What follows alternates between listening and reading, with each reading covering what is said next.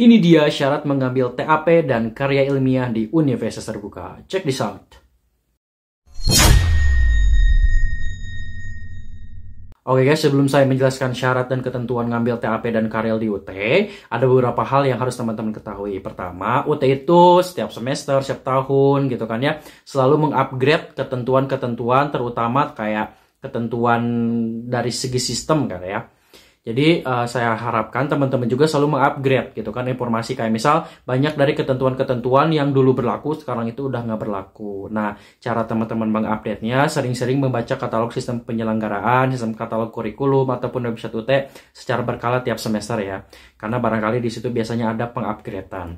Terlebih untuk program studi yang kita ambil ya, karena biasanya ada hal-hal yang kayak dulu itu, misal dulu itu mata kuliah ini harus lulus, ternyata diganti mata kuliahnya sama mata kuliah apa. Nah, itu hal-hal seperti itu yang bisa menyebabkan kita bahaya ya kalau misal tidak tahu gitu kan. Jadi yuk sering-sering mengupgrade informasi, terlebih ketentuan-ketentuan yang berlaku di UT. Oke, pada sekarang ini saya ingin membahas mengenai syarat dan ketentuan kita mengambil TAP dan karir. Yang pertama itu IPK teman-teman minimal harus 2 ya. Gitu, kalau di bawah 2 yuk semangat terus mengejar nilainya. Sorry guys, ada yang kelewatkan, IPK minimal 2. Nah, khusus untuk yang prodi sistem informasi, itu IPK minimalnya 2,5 ya untuk syarat mengambil TAP dan karirnya. Oke, sorry. Terus total SKS yang harus sudah lulus ataupun udah teman-teman tempuh itu untuk FST, FEB, dan FISIP, itu cara ngitungnya N-35. N ini total SKS teman-teman, di prodi teman-teman, misal ada 114 SKS. Itu bisa dilihat di katalog kurikulum ya. Katalog kurikulum di mana? Di website UT, www.ut.uc, www.ut.ac.id/katalog. Nanti teman-teman masuk ke katalog kurikulum, nanti masuk ke prodi kita. Di situ ada total SKS, total mata kuliah, total SKS yang harus kita tempuh. Nah, syaratnya kalau untuk FST, FEB, dan FISIP, N-35. Itu dikurangi, misal ada 114, dikurangi 35, misal 100, berapa ngitungnya saya ya, N-35 ingat aja. Nah, untuk FKIP itu N-19 ya, seperti itu. Terus syarat selanjutnya adalah, ini berhubungan buat teman-teman yang ambil sistem paket semester. Jadi gini ya, jadi kan kalau SIPAS itu per semesternya sudah dipaketin kayak mata kuliahnya.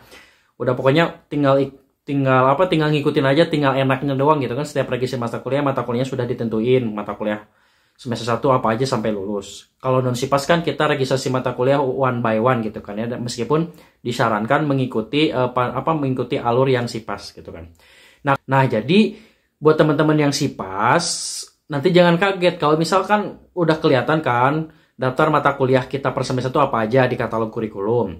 Misal si TAP ini dan karya ini ada di semester 7 ataupun semester 8. Nah, nanti saat teman-teman registrasi mata kuliah, misal semester 7-nya kok nggak muncul gitu kan ya si karil dan tabnya. Nah, itu nggak usah panik gitu kan ya. Itu artinya ketentuannya sudah berubah. Kalau dulu dia otomatis muncul ya, selama syaratnya sudah memenuhi otomatis muncul. Jadi kalau misal teman-teman merasa syaratnya sudah terpenuhi tetapi nggak muncul, itu untuk yang SIPAS nanti registrasinya itu terpisah. Artinya misal semester sekarang semester 7. Terus registrasi mata kuliah. Tahu-tahu SIPAS dan karirnya nggak muncul, padahal syaratnya sudah terpenuhi gitu kan ya. Nah, itu tinggal diregistrasikan secara manual gitu, kode mata kuliah masukkan. Nanti masuk aja ke registrasi mata kuliah gitu kan ya. Tambah mata kuliah gitu kan biasanya gitu. Kalau misal nggak terjaring, nggak bisa juga ya, silakan hubungi UT ya gitu kan kalau mentok. Nah, itu ya untuk informasi persyaratan kedua khusus yang SIPAS. Kalau non SIPAS mah bablaskan aja ya, tinggal selama syaratnya sudah terpenuhi, tinggal memasukkan aja si kode mata kuliah si matkul TAP-nya itu ya. Syarat selanjutnya di sini ada yang prodinya akuntansi. Nah, untuk teman-teman yang ambil prodi akuntansi, salah satu syarat apabila ingin ambil TAP dan karil itu teman-teman harus sudah lulus mata kuliah lab auditing. Terus untuk yang ada di fakultas FKIP itu teman-teman ada PKM kan. Nah, PKM itu harus sudah lulus minimal nilainya B. Oke?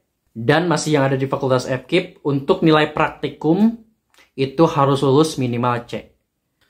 Oke, sekarang kita bahas karil ya. Jadi karil ini teman-teman dia sepaket ya sama TAP gitu kan. Kalau di FKIP itu sepaket sama PKP ya. Jadi kalau di FKIP itu nggak ada TAP tapi PKP gitu kan. Jadi si Karil dan TP ini sudah sejoli gitu kan. Jadi nggak bisa dipisahkan. Meskipun dalam regis matkulnya itu gini ya, kalau dulu itu dia ketika kita regis matkul TAP, jadi si Karil itu dia otomatis ada di lembar informasi pembayaran. Nah, sekarang itu ketentuannya kayaknya beda ya. Jadi nanti teman-teman gini, misalnya nih syaratnya kita sudah terpenuhi semua.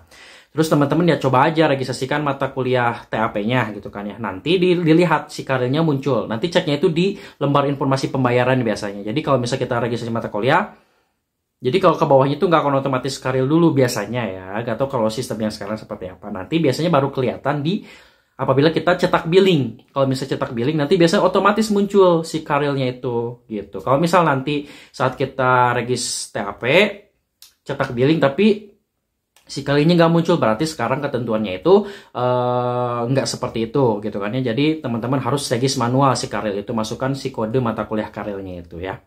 Jadi intinya kalau misal saat kita regis matkul TAP nggak muncul si Karilnya di lembar informasi pembayaran, berarti kita balik lagi ke menu registrasi mata kuliah ya, si billingnya itu mah di drop aja ya, di drop out gitu kan, untuk memasukkan kode mata kuliah Karilnya secara manual. Oke ya, Karil itu 0 SKS ya, cuman tetap harus diambil.